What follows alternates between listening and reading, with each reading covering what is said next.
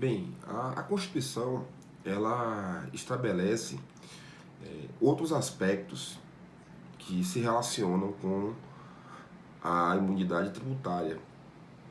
Nós temos, por exemplo, o aspecto econômico, nós temos o aspecto de facilitar uma eventual política pública. Então, o Constituinte, ele quis exatamente destacar esses pontos.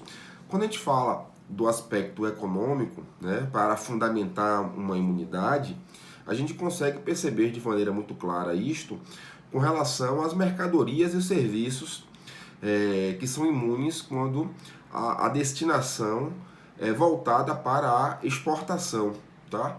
Bem como no aspecto que eu falo de uma política pública, existe aqui a imunidade com relação à política de reforma agrária, né? Então a Constituição prevê, né, que a desapropriação para fins de reforma agrária também fica imune, né, com relação à hipótese de incidência de eventual tributo. Só para vocês aí deixarem registrado os artigos da Constituição correspondente a essas observações que eu acabo de fazer, eu queria que vocês anotassem que a referência que se tem a não incidência, né, sobre os bens e os serviços para exportação está presente no artigo 153, parágrafo 3º, artigo 155, parágrafo 2º,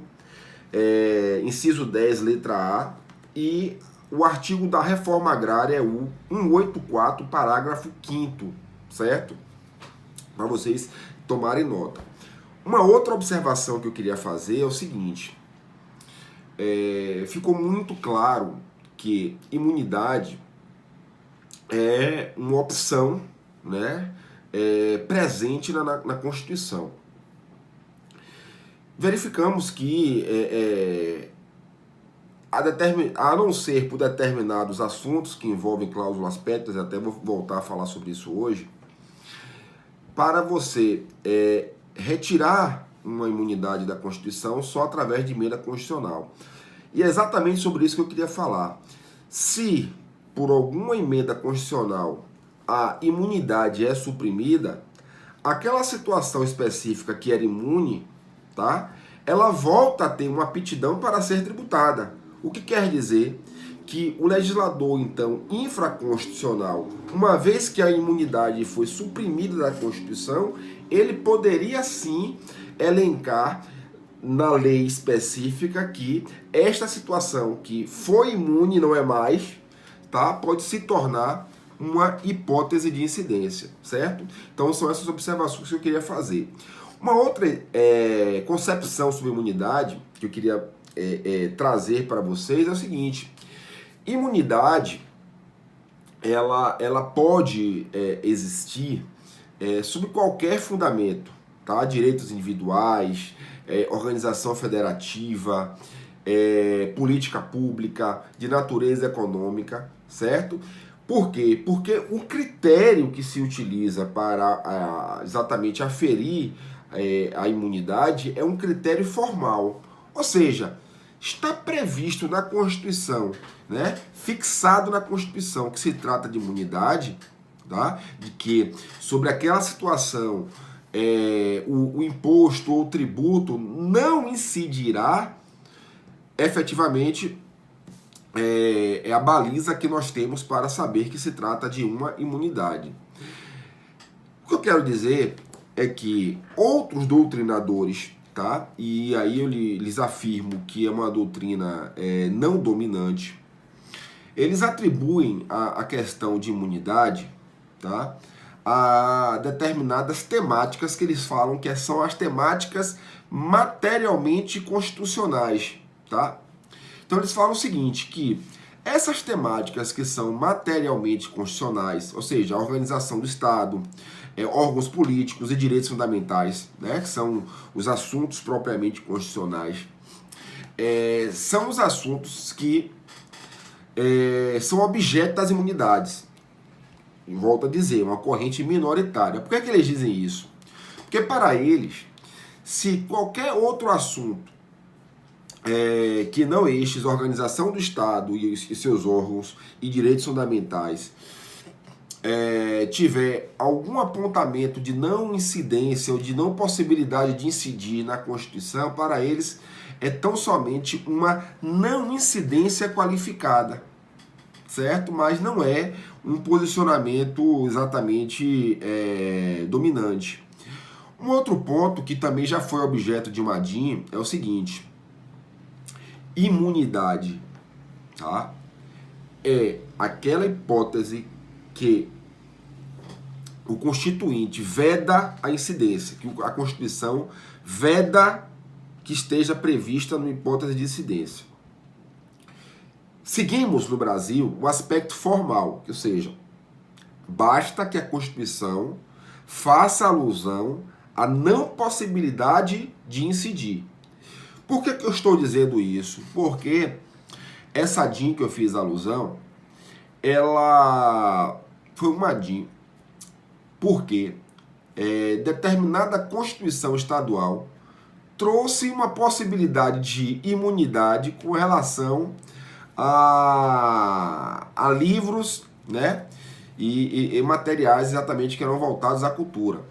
Então, na verdade, o que é que acontece? É proibido, tá? Não existe imunidade nem em Constituição estadual, nem na lei orgânica, certo? Ou seja, é inexistente. Imunidade é uma matéria tão somente restrita em sede constitucional, certo? Queria dizer a vocês que imunidade pode se aplicar a qualquer tributo, basta a previsão na Constituição. Porém, o que é mais comum, né, se prevê é imunidade com relação a imposto, tá? Que é em sua maioria, mas também tem imunidades com relação a taxas, com relação a contribuições de Seguridade Social, mas exatamente a maioria das imunidades se giram em torno dos impostos, sobretudo com relação a patrimônio, renda, certo? E serviços, né? Um outro ponto que eu queria mencionar para vocês também é o seguinte: vocês vão notar ao folhear a Constituição que o termo imunidade ele não vai aparecer em momento nenhum. Essa palavra imunidade, ela não existe, tá? Nos artigos da Constituição, né? Eu digo, não existe nos artigos da Constituição, voltado exatamente a essa hipótese de vedação de incluir como hipótese de incidência. Por que isso? Porque na Constituição, você vai verificar em alguns artigos assim: o tributo não incidirá. Quer dizer o seguinte: se você está dizendo previamente que o tributo não vai incidir sobre aquela situação, isto é uma questão de imunidade. Ou se você verificar na própria Constituição o termo tal situação, né, em tal situação há isenção, ou essa situação é isenta, também se trata de imunidade, certo? E agora, né, nós vamos exatamente tratar de um estudo importante, que é um estudo comparativo, né? Porque se por um lado nós temos a imunidade, nós temos dois outros institutos que, de certa maneira, sempre dialogam com a imunidade, trazem uma certa confusão, né, no momento do aprendizado, que é o Instituto da Não Incidência, tá? E o Instituto da Isenção, tá? Então são institutos distintos, todos esses três, tá? Isenção e não incidência estão previstos na legislação infraconstitucional e a imunidade presente na Constituição, ok? Então vamos agora ao Instituto da Não Incidência. Veja, vamos começar então pelo Instituto da Não Incidência, certo? Mas para que a gente consiga ter uma exata noção do que seria, né, essa não incidência, ou o conceito de não incidência, nada melhor do que voltar ao próprio conceito de imunidade. Por que eu estou dizendo isso? Imunidade são aquelas situações, né, que são definidas na Constituição, tá? Voltadas para o legislador infraconstitucional, certo? Que trata de uma incompetência, ou seja, de uma impossibilidade do legislador infraconstitucional incluir a situação como hipótese de incidência, certo? Então, o que é que imunidade é? Né? A Constituição, através da competência tributária, diz quais são as situações que o ente, através do legislador infraconstitucional, pode instituir, tá? E informa aquela situação que, em hipótese nenhuma, pode ser instituída pelo legislador infraconstitucional sob pena de ser uma lei inconstitucional, certo? Não incidência já deve ser analisada por uma outra perspectiva. A Constituição, ao atribuir a competência tributária ao legislador infraconstitucional, ao ente e que o faz através do legislador, ela enumera algumas situações que são possíveis de tributação, né? Que é possível exatamente elencar na lei infraconstitucional. Então é como se fosse o seguinte: temos a situação 1, temos a situação 2, temos a situação 3 e a situação 4. Situações que podem incidir o tributo. O legislador infraconstitucional, por opção dele, ele deixa de incluir na lei, né, de trazer enquanto estrutura de hipótese de incidência uma dessas situações. Veja que a imunidade, o legislador não poderia incluir a situação 4 na lei. Neste caso, o legislador tem a permissão de incluir esta situação 4, mas ele não a inclui por uma opção própria, certo? Porque nós verificamos, quando estudamos competência, que o ente ele pode instituir ou não, ou no sentido total ou no sentido parcial. Então, na verdade, é o quê? O exercício parcial da competência tributária, que vai gerar o quê? Uma situação de não incidência. Aí, vamos lá, você vai me dizer o seguinte: tá meio confuso, tá? Vamos, né? De que maneira eu poderia explicar isso? Eu tenho, por exemplo, algumas situações que são objeto de incidência do imposto de renda, tá? Então eu tenho o quê? O salário, eu tenho os lucros e dividendos, né? Eu tenho os lucros, eu tenho os juros e dividendos. Todas essas situações são situações que o legislador infraconstitucional resolveu incluir como situações tributáveis, situações passíveis de incidência do imposto de renda. Veja, o legislador infraconstitucional poderia também elencar como hipótese de incidência dessa legislação do imposto de renda a caderneta de poupança.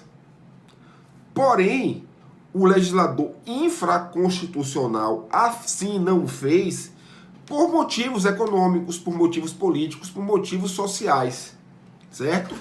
Então, percebam que a não incidência são situações que o legislador poderia atingir, mas que, apesar desta permissão constitucional, por vontade própria, ele não faz, certo? Então, essa é a visão que eu queria passar para vocês. E para finalizar essa conceituação de não incidência, eu queria falar para vocês que a não incidência ela tem uma relativa estabilidade. Né? Por que se fala que tem uma relativa estabilidade? Porque é o seguinte, vamos ao exemplo da caderneta de poupança. A caderneta de poupança, tá, é uma situação que o legislador optou por não incidir. Vamos supor que em um outro contexto histórico, político, o legislador venha optar por esta situação enquanto objeto de incidência do tributo, ok? Ok, o que é preciso então para poder se alterar essa situação? O que é relativa à estabilidade? Por quê? Na imunidade, para você alterar, você precisa de uma emenda constitucional e, além disso, em determinados assuntos que se tratam de cláusula pétrea, nem por emenda. Para se alterar uma situação de não incidência, basta que se tenha a edição de uma nova lei e que altere exatamente a conceituação da lei instituidora. Ou seja, que você promova mudanças na própria estrutura de incidência da hipótese. Então, o que eu quero dizer com isso? Eu tenho uma lei que determina as situações que incidem. Renda, salário, o lucro da empresa, os juros e os dividendos que você fez de determinadas operações. Pronto. Para que eu altere essa situação, ok, uma edição de uma nova lei que vai também incluir como estrutura de incidência a questão da caderneta de poupança. Isto quer dizer o quê? Quer dizer que, além dessa situação, salvo aqueles impostos que têm uma função, né, de extrafiscalidade ou outras situações específicas, a edição dessa nova lei ainda vai obedecer um outro princípio, que é o princípio da anterioridade. Ou seja, que só vai poder incidir esta nova situação a partir do próximo exercício e ainda deve obedecer também o quê? O princípio da noventena, né? Da nonagesimal. Isso aí, para vocês tomarem nota, está previsto no artigo 150, inciso 3º, letra C, que é o princípio da anterioridade, beleza? Vamos agora tratar da isenção.